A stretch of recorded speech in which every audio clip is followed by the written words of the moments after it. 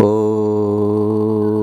वसुदेवसुतं देवं कंसचाणूरमर्दनं देवकी परमानन्दं कृष्णं वन्दे जगद्गुरुं।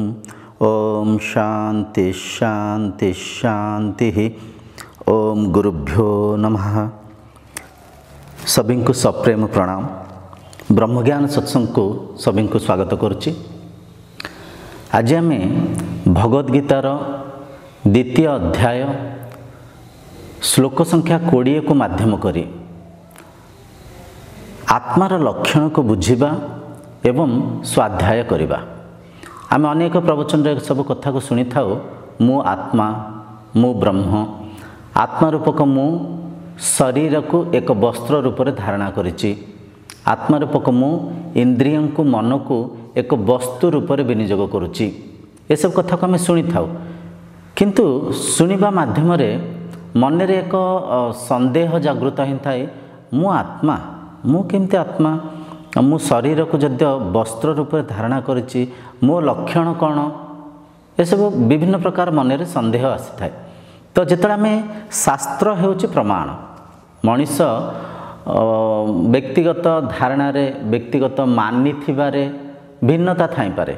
जे जो परिका शुणी थांती, जो परिका अनुभव करि थांती, जे साधनार जेतिकी स्तर जाए जाई थांती, जे सत्य को जेतिकी अनुभव करि थांती, किंबा जे शास्त्र ज्ञान को जेतिकी गभीर भाव में बुझी थांती, तांको भितर सेतिकी क्षमता थाए किंबा तांको भितर सेतिकी संस्कार थाए, से सेतिकी परखि पारि थांती। भिन्नता थाई पारे, किंतु शास्त्र अकाट्य।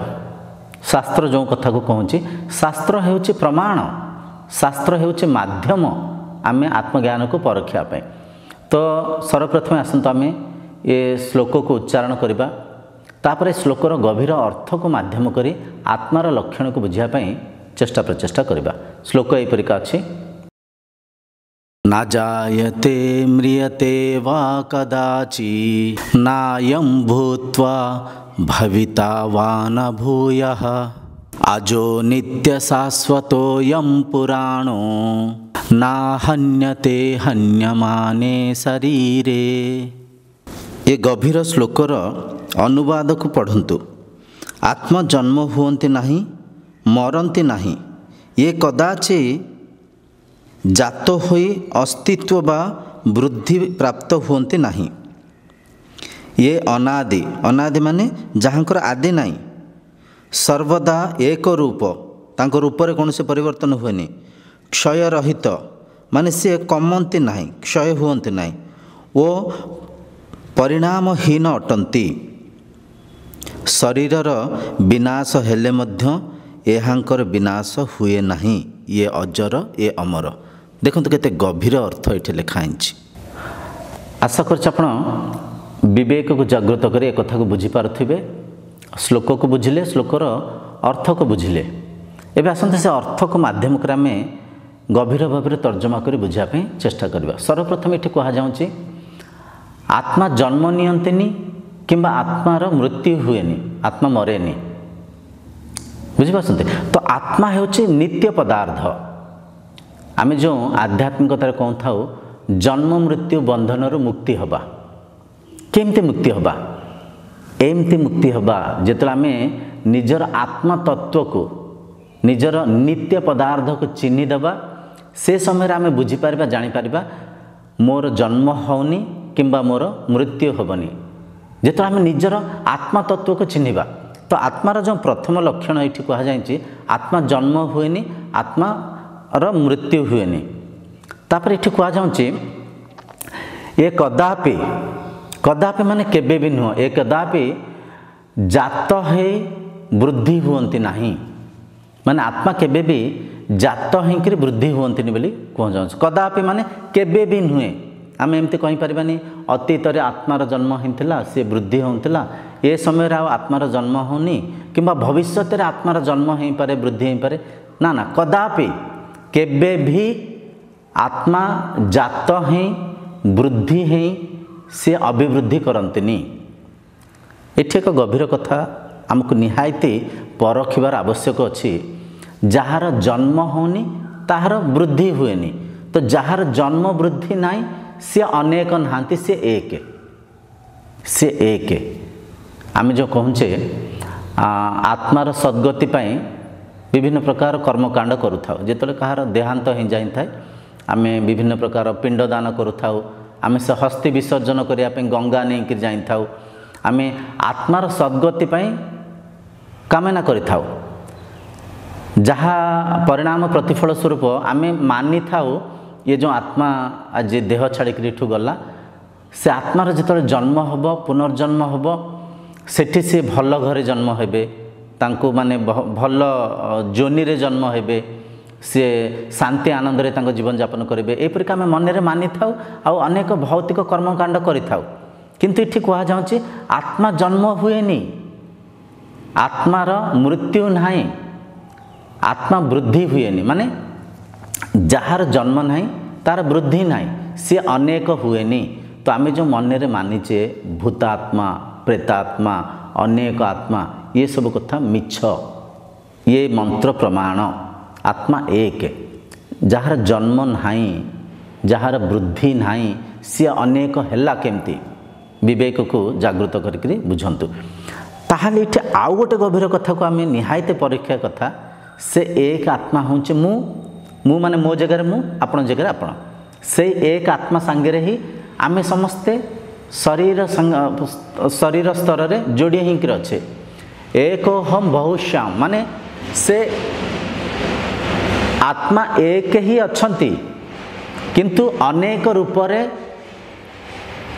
दृश्यमान होसंती एक सागर रे से सागर रे एक पानी ही विभिन्न लहड़ी रूप से देखा जाउछि विभिन्न पानी फटका रूप से देखा जाउछि विभिन्न फेण रूप से देखा जाउछि किंतु फेणर पानी फटकार लहड़ीर तत्व हेउछि पानी तो संपूर्ण सागर मिसिकिरी अछि एक अछि संपूर्ण सागर एक थाइकरी मिसिकिरी थाइकरी मध्य आमे ता पानीर आकार को लेकर कोंटी कहूचे छोट लहड़ी बड़ लहड़ी पानी फटका फेण से पानी को विभिन्न रंग रे आकार आकृति आम व्याख्या करछे किंतु तत्व रे पानी एक ठीक सेमती से न्याय रे इठी कहा जाउछि आत्मार जद्य जन्म नाही आत्मा जद्य वृद्धि होनी से आत्मा एक से आत्मा आपण तो आपण को कथा इठी कहा जाउछि आपण अजन्मा अविनाशी अजर अमर बुझिपारछन आपनकर जन्म नाही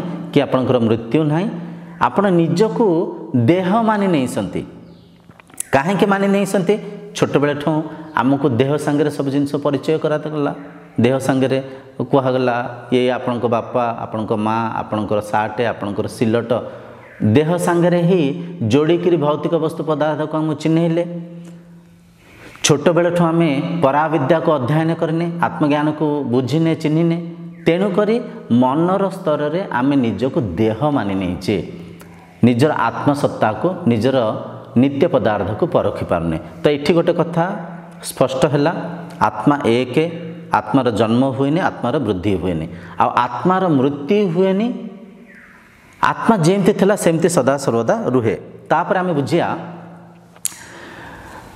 आत्मा क्षय रहित परिणामहीन क्षय रहित माने आत्मा कमेनि आम एमती कहीपर आत्मा जदि अनादि अनादि माने जार आदि ना आम कहीपर आत्मा यही जन्म है यही तिथि रे यही तारीख रे आत्मा जन्म है आम आत्मार जन्म को जेहेतु व्याख्या करिपारिबानी आत्मा अनादि आत्मारू पंचभूत निर्माण होइसंती जन्म होइसंती आत्मारू प्रपंचर निर्माण होइछि जन्म होइछि तो आत्मा मूल आत्मा आधार आत्मार कौन से आदि ना आत्मा अनादि तो ये आम बुझुले परिणामहीन परिणामहीन माने कौन ए कथार गभीरता को परखंतु देखंतु आम घरे करेंट अच्छी करेंट आधार प्रत्येक भौतिक यांत्रिक वस्तु पदार्थ को चलेबारे करेंट साहाय्य करि थाए करेंट बिना गोटे लाइट जली पारिबनी करेंट बिना गोटे टीवी चली पारिबनी फैन बुली पारिबनी मिक्सर ग्राइंडर रेफ्रिजरेटर किसी भी करेंट बिना काम करि पारिबनी करेंट आधार किंतु से यांत्रिक वस्तु पदार्थ तांको जांत्रिक संरचना को लेकर से कार्य करिथांती। फैन भितर कॉइल नागिची, बेरिंग नागिची, से कॉइल से बेरिंग को बुलेबारु फैन र पत्ती बुलुची, फैन टा बुलुची। सेमती मिक्सर ग्राइंडर भितर कंडेंसर अच्छी, ता भितर भी कॉइल अच्छी, तो से कंडेंसर माध्यम रे मिक्सर ग्राइंडर टा बुलुची। तो जेकोसी जंत्रपाति अच्छी से जंत्रपातिर संरचनार विधि को लेकर विधान को लेकर से माने परिचालन होसंती। करेंट माध्यम हेले मध्य करेंट अकर्ता भाव रे अच्छी, अकर्ता भाव रे अच्छी। ठीक सेमती ये जो संसार को जदि आम परखिबा से आत्मा ही मनीष भितर अच्छी, पशु पक्षी भितर अच्छी, तरुलता भितर अच्छी, जीवाणु कीटाणु भूताणु समस्त भितर से आत्मा ही अच्छी। से एक आत्मा शरीर संरचना को लेकर शरीर परिचालन होती। मनीषर दुईटा गोड़ से चलुंट, हाथ मध्यम काम कार्य करुँच, पक्षी डेणा मिलेकर उड़ुची, माछटा पानी रे पहरुची, बुझीपारछंती। साप सी एक प्रकार ता शरीर ढांचा, सी एक प्रकार ता शरीर को लेकर सी चली, किंतु ये समस्त शरीर भितर से एक आत्मा ही अच्छी। शरीर ता संरचना को लेकर से कार्य करुच्ची, मन ता संस्कार को लेकर से व्यवहार करुच्ची। मनर निर्माण होची केमती, आमे इंद्रिय माध्यम रे जहाँ भी संसार उपभोग अनुभव करुचे, से उपभोग करुथिबा इंद्रियंकर भोग्य अनुभव को, से अनुभवर स्मृति को आमे मस्तिष्क भितर संग्रहित करके रखुचे। से संग्रहित मस्तिष्कर स्मृति को आधार करिकरी, से संस्कार को आधार करिकरी आमे संसार को परखुचे। आमे कोंटी सुनिचे काहा भूत नागिला, किए गप गपिला, कोंठी काहा प्रेत नागिला, कोंठी काहा ठाकुर नागिले। तो ये सब गप कहानी को जेहेतु आमे सुनिचे, आमे ए गप कहानी को माध्यम करिकरी आमे परखुचे आत्मा अनेक, आत्मा भूतात्मा, आत्मा प्रेतात्मा, आत्मा आसेई, आत्मा जाई, आत्मा नागेई। तो ये शास्त्रर ये गभीर मंत्र आमको बुझाऊँची, आत्मा जन्म हुअन्तिनी, आत्मा वृद्धि हुअन्तिनी, आत्मार कदाच माने केबे भी क्षय हुएनी, आत्मा कमेनी। जमती आम भौतिक वस्तु पदार्थ को व्यवहार कले से कमु थाए, सेमती आत्मा शक्ति जेमती थिले सेमती अछंती सेमती रहिबे। सी क्षय हुअन्तिनी, क्षय रहित, तांकर शक्ति जेमती थिला सेमती ही रहिबो। पूर्णरू किछि बाहर करले भी से पूर्ण ही रहिबे, पूर्णर किछि मिसेइले भी से पूर्ण ही रहिबे। से पूर्ण थिले पूर्ण अछंती, पूर्ण रहिबे। तो आत्मा क्षय रहित। तापर अंतर एठी कहा जाउछि, अंतते शरीरर मृत्यु हेले आत्मार मृत्यु हुएनी, शरीरर विनाश हेले आत्मार विनाश हुएनी। आत्मा अविनाशी, अविनाशी। ये कथा को एठी हमको काहे कि बुझिया जाउछि, ये कथा को परखंतु। काहे ना से आत्मा आपण निजे ही, आत्मा रूपक आपण ये शरीर को एक वस्त्र रूप में धारणा करिसंती। ये शरीर भितर आपण विद्यमान अछंती। इंद्रियों को एक वस्तु रूप में, मन को एक वस्तु रूप में विनियोग करसंती।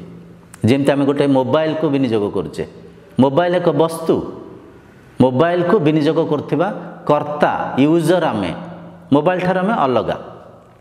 ठीक सेमती ये शरीर भितर थिबा शक्ति हेले आपण ये शरीरर, इंद्रियर, मनर स्वामी, आपण प्राणर स्वामी, आपण मनर साक्षी, बुझिपारछंती। से आत्मा आपण निजे, आपण अविनाशी, आपण अद्वैत, आपण अभिन्न, आपण ही संसारर प्रत्येक कणकणिकार विद्यमान अछंती। एठी देखंतु जहा किछि भी परखिबे निजको केन्द्रबिंदु रखिकी परखिबे। संसार को कौटी अनुभव करुसंती, भितरे ना बाहरे? निश्चय भितरे। संसारर आधार किए? ए शरीर। शरीर बिना संसार अच्छे कि नहीं? आमे शरीर को अनेक मानिचे, आमे भावुचे कहार देहांत होगला, शरीर मिटिगला, संसार अच्छी। से शरीर भितर भी आपण ही अच्छंती। माने मूल कथा है निज को केन्द्रबिंदु भाव में रखिकी निज को आधार करी ये संसार को परखंतु। ये संसार आधार ये शरीर, ये शरीर आधार इंद्रिय, इंद्रियंकर आधार मन, मनर आधार बुद्धि बुद्धिर आधार आपण बुद्धिर आधार आत्मा आत्मा बिना प्राणशक्ति कार्य करिपारिबनी आत्मा बिना मन मनन करिपारिबनी आत्मा बिना इंद्रिय तांको भोग्य वस्तु को अनुभव करिपारिबेनी आत्मा बिना शरीर जीवित रही पारिबनी आत्मा बिना ए संसार को उपभोग करिपारिबेनी अनुभव करिपारिबेनी तो आत्मा आधार आम अनेक चर्चा शुणीचे आत्मा रु पंचभूत निर्माण होती पंचभूत जन्म नहीं आकाश वायु अग्नि जल स्थल तो आत्मा आधार आत्मा मूल आउ से आत्मा होउछि आपण तो ये मंत्र आमको अनेक गभीर गभीर कथा को आमको बुझाऊँगी जदि विवेकी होकर बुझीपारे निश्चय मुक्ति प्राप्त करेंगे नचे से माया बंधन में बांधी होकर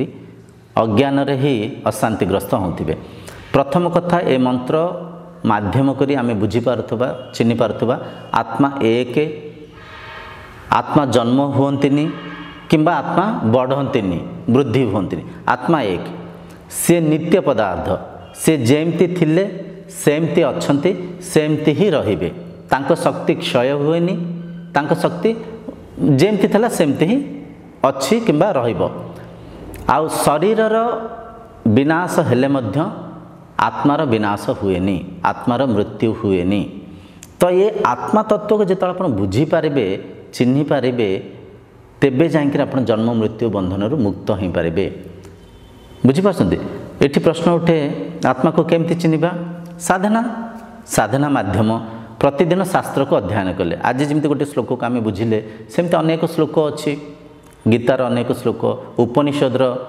व्याख्या अच्छी आत्मा कथा केमती कौन लिखाई आत्मार स्वरूप स्वभाव को आत्मार तत्व को बुझीपार से सब कथा जो आप बारंबार श्रवण करेंगे मनन करेंगे निरिध्यासना करेंगे आत्मा जेहेतु मन को विनियोग करुच्ची मनर ऊर्ध्व को आपको जावाक पड़ो केमती जावा धारणा मध्यम ध्यान मध्यम समाधिस्थ होकर मनर ऊर्ध्व को जापर से आत्मशक्ति सांगे समाहित हो पार तो साधना मार्ग को आसतु सत्संग करंतु तत्वज्ञानी गुरुंक पाखे बसिक आत्मज्ञान को श्रवण करंतु तेबे जाइकरी आपण ये सत्य को बुझीपारे आपण आत्मा आपण नित्य पदार्थ आपण संसारर आधार आपण ये भौतिक संसार जहाँ किछि भी दृश्यमान होछि जहाँ किछि भी इंद्रियों माध्यम अनुभव उपभोग करिपारिबा जहाँ किछि भी मन माध्यम मनन चिंतन कल्पना करिपारिबा सबुरा आधार होछि आपण नित्य पदार्थ आपण अविनाशी आत्मा आठार बड़ पदार्थ आठार बड़ प्राप्ति जीवन में कौन अच्छी कहतु तो से आत्मा तत्व को चिन्हवा ही मुक्ति से आत्मा तत्व को अनुभव करवा ही मुक्ति आज सत्संग ये विराम दबा आगामी सत्संग आम आहरी गभीर गभीर आत्मतत्व को बुझिकी निजर सत्सत्ता को चिन्हवाई साधना करवा ओम शांतिर्भवतु।